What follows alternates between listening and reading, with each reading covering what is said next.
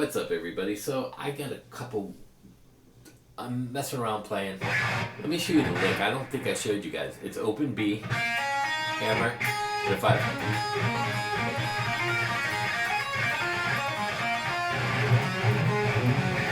That's the one lick. Now, a lot of people ask me about my speed. And I just had a conversation with my good dear friend Pawn Shop Mike, and I saw comments about how'd you never get tendonitis to be able to play that fast?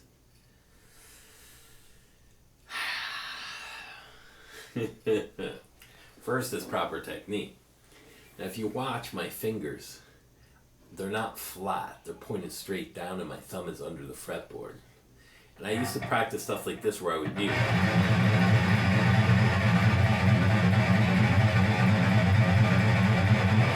You can see how tight my fingers are, and the reason why they are is because of that cupping. They're pointed straight down. It's a clean hit. It's like a jab. Hook takes more distance. But a jab is straight away. And that's the way I think of my fingers, straight down. So my thumb is underneath. That's number one. Number two is, and I've explained this a long time ago, I did stretch. Now I'll show you the stretch because I've showed this before in some of my videos, but it's been a long time. So you're going to bend your arm. First you're going to put your arm straight so your thumb is towards your chest. Then you're going to bring your thumb in, your elbow bent. Then you're going to rotate it down. Then you're going to grab your thumb and you're going to pull your thumb in and push out. You'll feel a big stretch. That helps with the tendonitis. That's why I never got it. The other thing is, and you'll never ever hear this, ever. There is nobody on YouTube except me that will tell you this. I trained like a weightlifter. Huh? Yes. I knew to create maximum strength, you train fast, like speed runners. You train slow twitch and fast twitch muscle fiber. 2 different ways. Now, in order to do this, like a weightlifter, you would max press your maximum. Let's say your maximum is 200. Well, you're going to do reps with 80% of that, which is 160. Then you're going to do your reps, and do your reps for a week or 2, and then you're going to do your max. Now your max should go up to 250, 240, and then you train 80% of that. That's what I do with speed. Now the first thing I did is I muted and I played scales. That's 1, 2, 4. 1, 2, 4. 1, 3, 4. I did that muted and it sounded rhythmical. Now to incorporate my picking, I would pick as fast as I can and play something. And what I would do is figure out 80% of that or close to it. And that was a comfortable speed for me. So as I built my speed up, my 80% became 150% of my old speed. That's how I gradually built my speed up.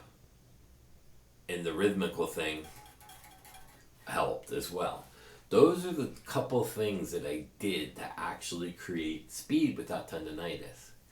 And it's interesting because my buddy Pawn Shop Mike was telling me, sometimes you sound like Ingve. And Ingve, he is fast, but he's got really good technique as well. The difference between me and him is my left hand is a lot faster than his, and his right hand is a lot faster than mine. We're like opposite. But here's what I will say. He says sometimes I sound like Ingve. I do not do any patterns like Ingve anymore. I don't even like to do the force.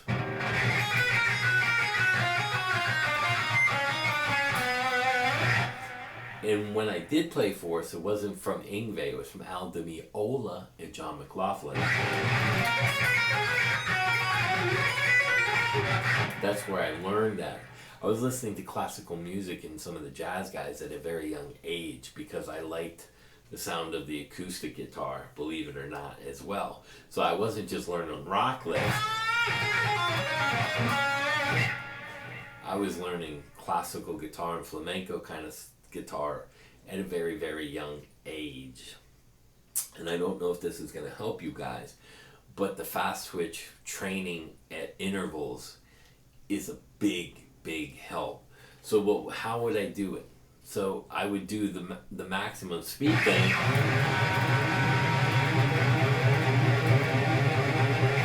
20 seconds. Then I would start training my scales at 80%. And that's how I was able to make. Now you can see I'm playing a lot faster than I normally do and a lot cleaner because I've actually warmed up by showing you guys this. And I can play even faster than that. It gets to be ridiculous. Again, it's not musical. It's just pure speed. And I've never tried to count the notes or go through what I do. And obviously you guys have never seen me play that fast. Close, but not that fast. Now that was very easy for me because I did the burst at my max, and that's how you keep building speed. So then I'll go back.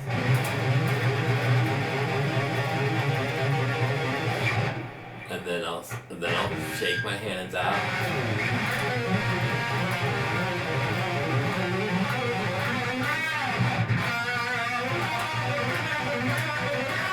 And I might play pattern.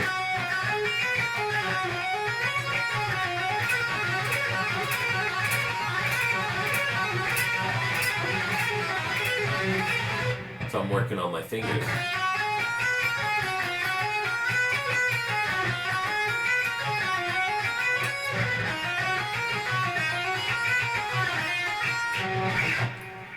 And that's how I built my speed up without arthritis, believe it or not. And it's interesting because I get asked about my speed all the time, and a lot of guys, some of my students even ask me, but it's hard to actually get people to train like that. I did it because I was a victim of the 80s. And what I mean by that is when you're at GIT or you're going to these auditions like I was, everybody was a pretty boy with big Aquanet hair and abs and the tightest jeans and the coolest guitars and the stacks. You have to compete with these people, not only on a playing level, but a look level. Now it's a little different. People aren't so obsessed with looks, but I was a victim of that. Everybody was doing bad stuff to stay real skinny. Everybody was running. Everybody was drinking so that they wouldn't eat. Everybody was practicing for hours. You're a product of your environment, because realistically, going to an audition, there's 50 of you that look the same with the makeup and 50 of you that can play that way. So you have to figure out how you're going to stand out. For me, it was speed. And I'm nowhere close to as fast as I used to be, believe it or not. And I've said this before, I'm very slow compared to what I used to be. And people would probably get the hell out of here. Because I don't practice, I don't do scales anymore. Most of the time I come in here and I just happen to loosen up while I was showing you guys that, so you can see some of the speed. But that's actually how it happened, and that's why my hands are still good without arthritis. Plus I worked out, I did martial arts, I did push-ups off my wrists, I did them off my knuckles. I studied Chinese Shaolin for 15 years. And then I studied Jeet Kune Do with Danny and Santo, with Mark Kendall. I Tai Chi with breathing. That helps with the music and the stuff. It helps with my golf. Breathe in, breathe out. Everything is related with energy and all kinds of stuff. I know that's getting real deep, but martial arts helped with my technique and dedication to the technique, perseverance, creating that stuff. I used to work out, and I took that idea and principle of working out at 100% max and then figuring out your 80% BPMs and I'd play with metronomes with it, 80%, and then run through my scales like that. First I'd warm up, and then I would do all my scales at 80%.